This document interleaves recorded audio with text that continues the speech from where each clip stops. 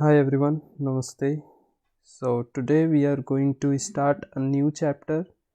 The name of this chapter is World Building.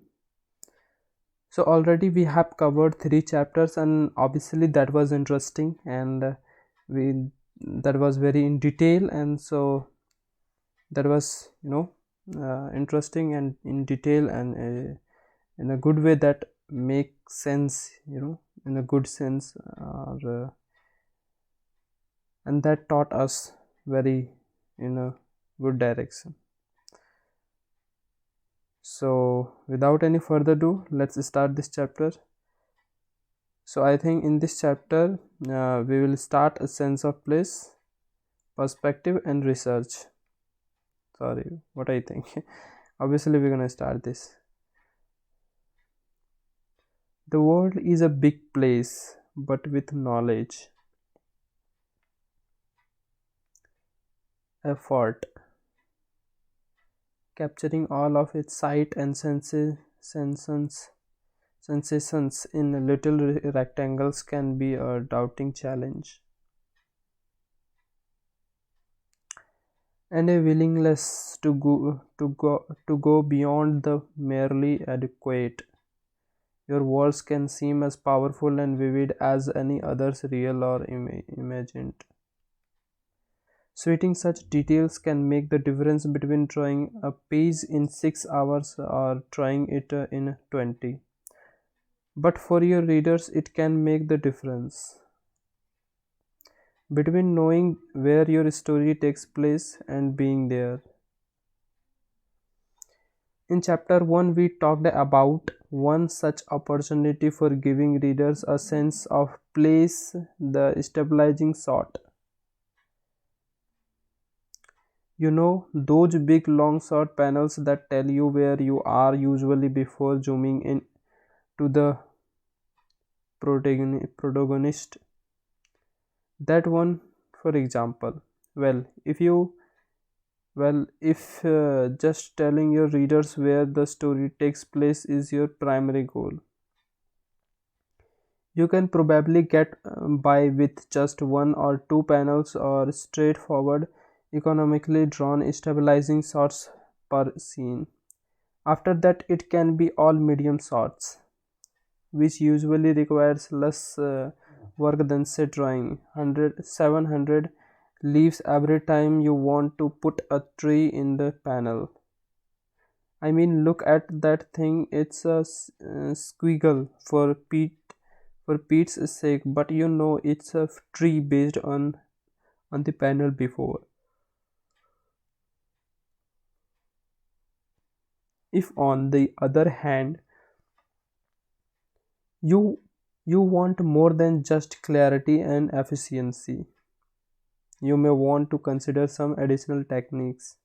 What if rather than just giving your readers the sense of looking at the scene, you want them to feel surrounded by it? What if you want the environments in your story to provoke a specific sustained mood? Okay, how beautiful it is, right? Yeah, so beautiful. Wow. What if you want them to engage all five senses, not just sight?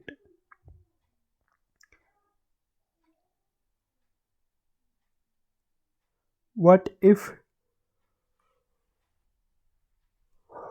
sorry, what if in fact your story is about the place you are drawing? In this chapter, we will consider how panel choice, compositions, research, and drawings techniques can help you achieve these goals, starting with some slight variations on the standard stabilizing shot.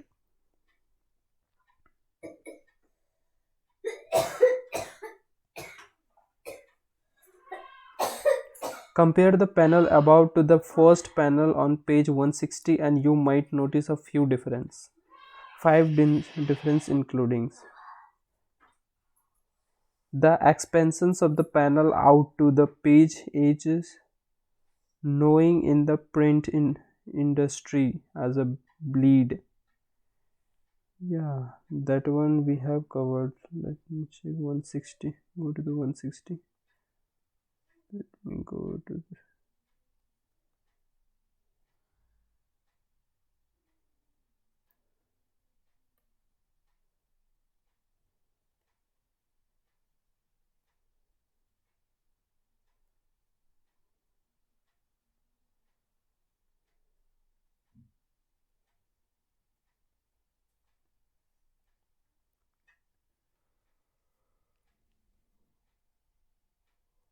the expansion of the panel out to the page edges, known in the print industry as a bleed, to a greater level of realistic detail. 4. A lower off-center camera angle. 5. An increased sense of depth, both in terms of perceived size and the fading of distant objects. Now I can't read your mind, but I would be willing to get that the second versions of that sort produced a different reading experience in a few subtle but important ways. Bleeds, for examples, tend to open up a scene, not just because of the increased panel size, but also because they are not longer fully contained by the panel border and can well bleed into your world. Or perhaps because we are conditioned by the panel as window experience.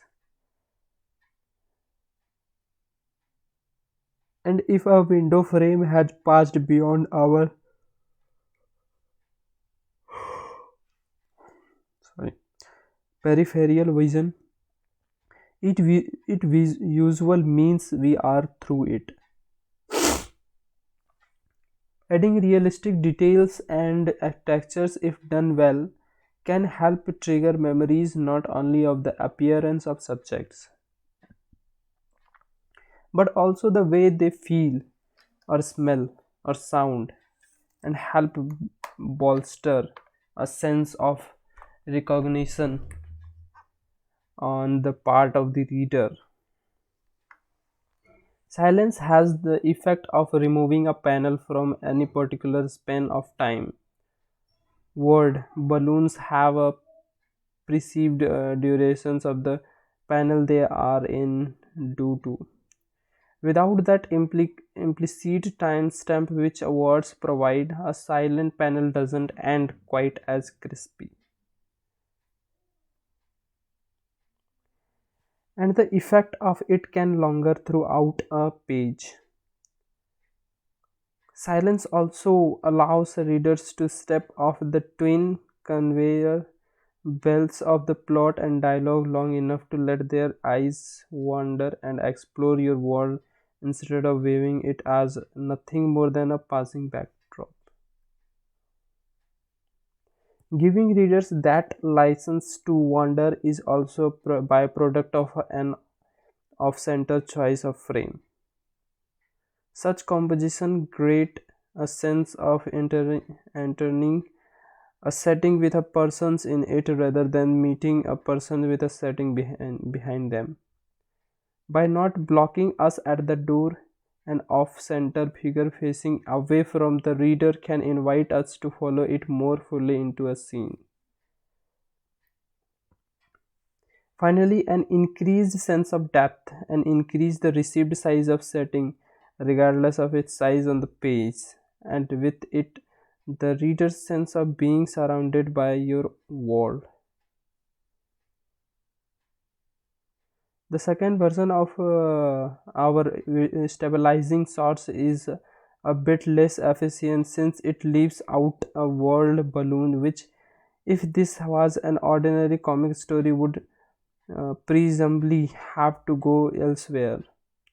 But otherwise, none of your modifications require expanding the panel beyond that top third of a page. Everything still happens in a one panel.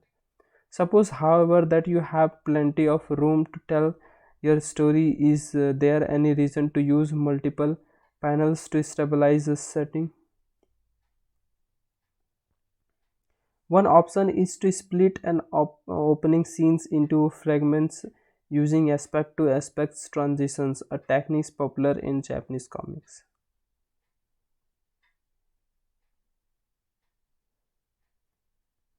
In this method, the scene is assembled in the reader's mind. Yeah, it is interesting.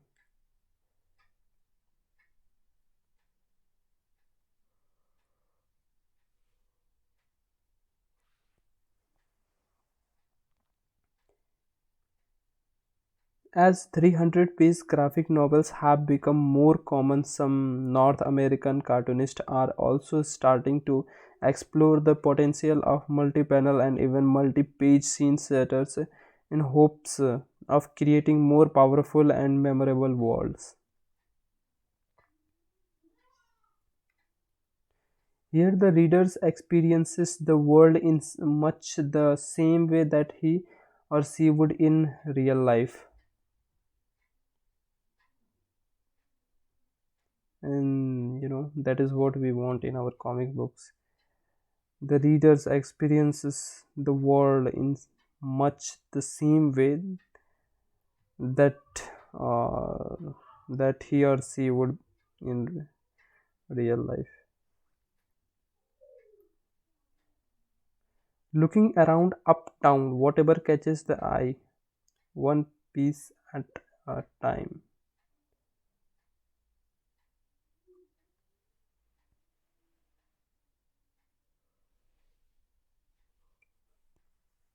The lens, an air of first-hand experience, and bolsters the illusion of wandering through a scene.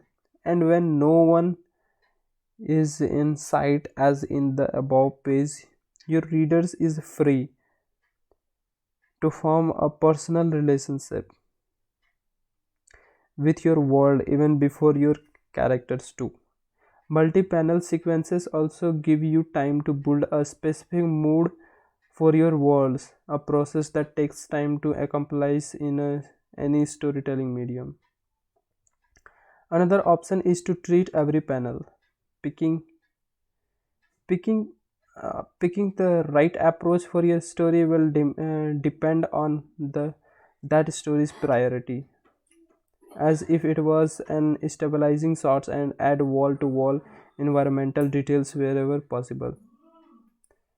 Some type of stories like science fictions, fantasy, or historical fictions are at least partially about the worlds they inhabit, and they may require that you have leave constant attention upon the details of those worlds.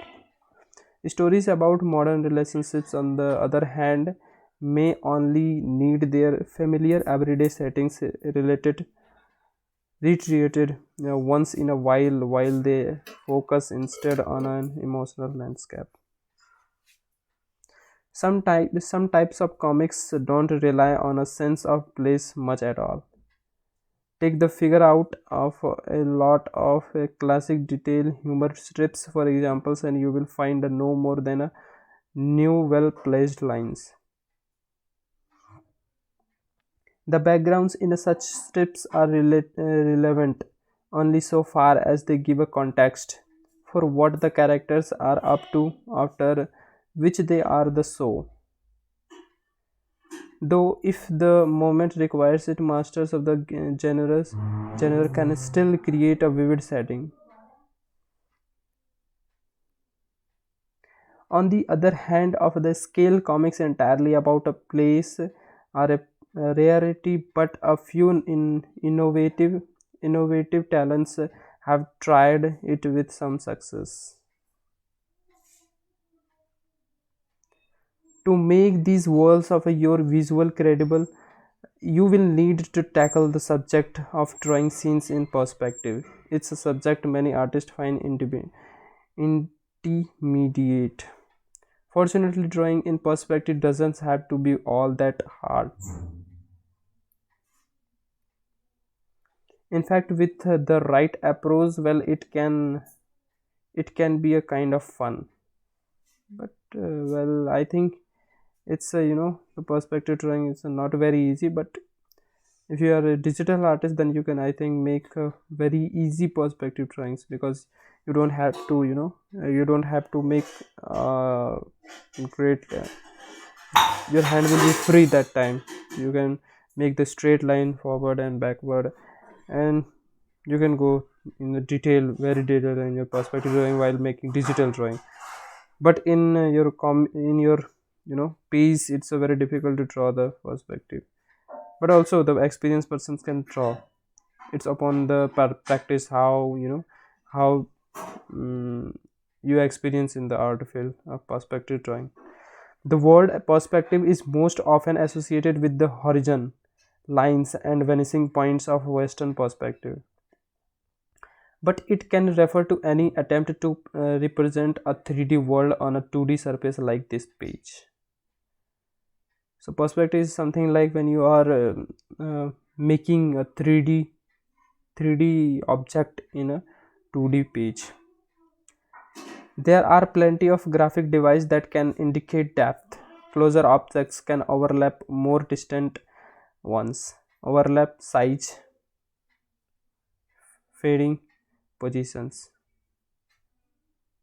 Overlap, size, fading, positions. Or they may appear larger, have darker or thicker border, or simply below on the page in views from above. An artist with a minimal style like John Prosilano might draw hundreds of pages without ever going near a vanishing point, but it still create a convincing and consistent world using such basic depth indicators.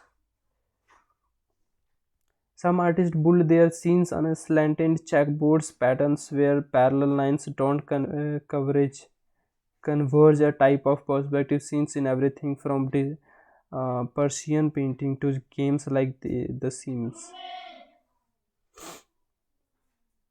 Compelling stories have been told in comics using diagram of a world seen entirely from above.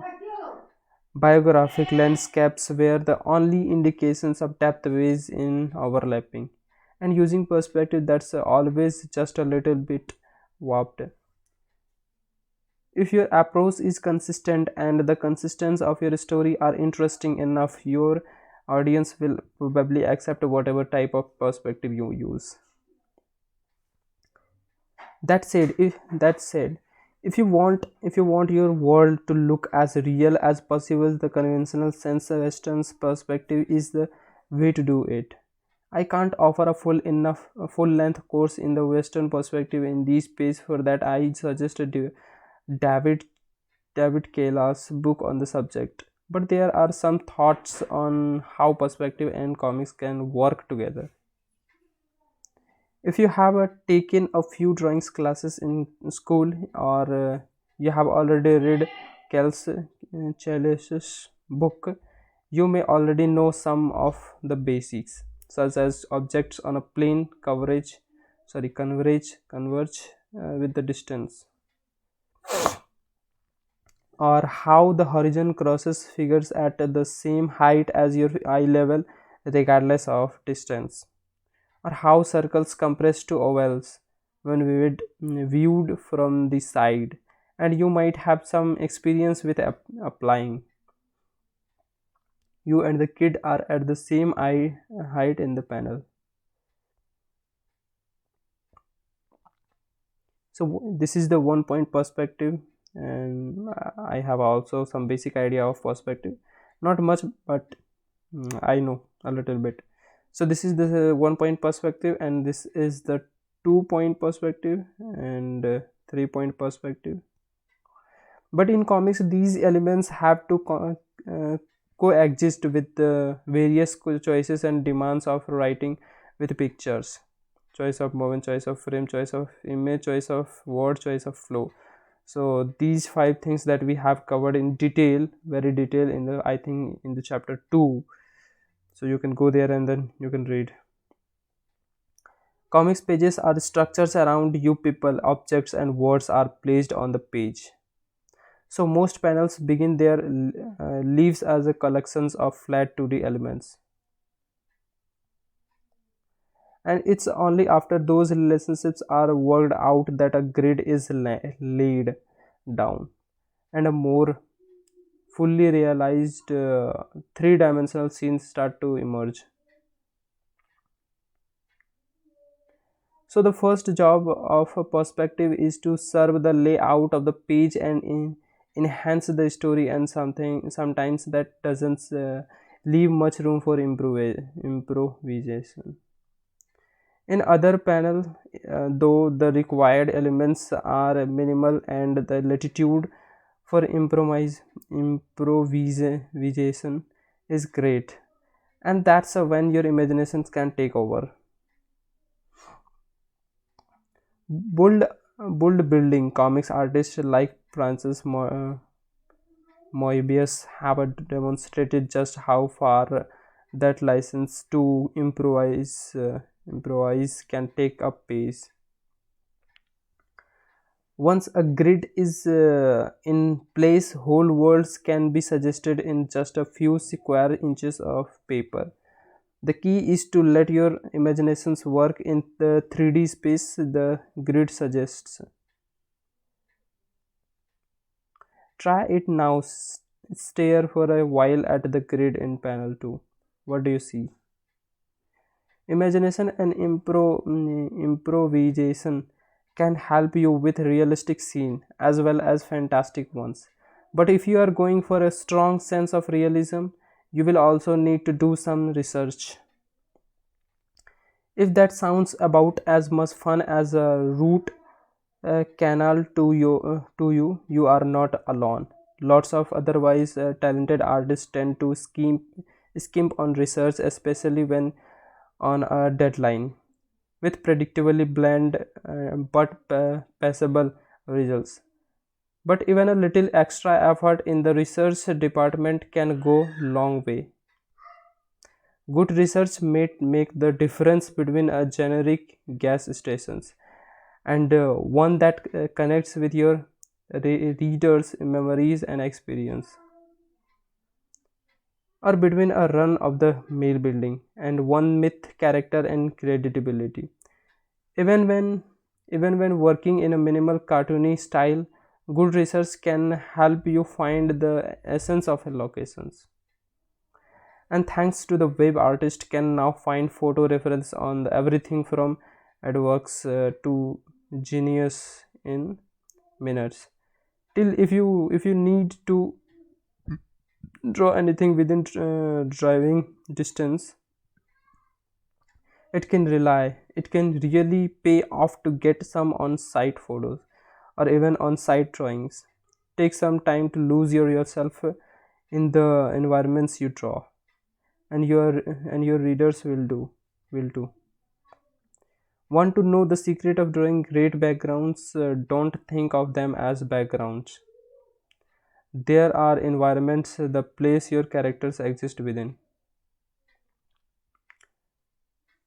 not just backdrops to throw behind them as an afterthought. Too many artists forget this and become what Eisner called slaves to the close-up, sticking with the one thing, people that they are confident they can draw, afraid that if they pull the camera back they might have to draw a dozen things they have never drawn before. Those who have seized on that challenge, however, have changed comics history with the world they have created. And so can you. Just remember to let your readers step into your worlds, make that world unique, and give them a reason to come back again and again. So this was the chapter 4, so that was quite interesting. So thank you guys, see you in the thank you for bearing with me. So see you in the next video. In the next video we will start the chapter 5. So till then, bye, thank you.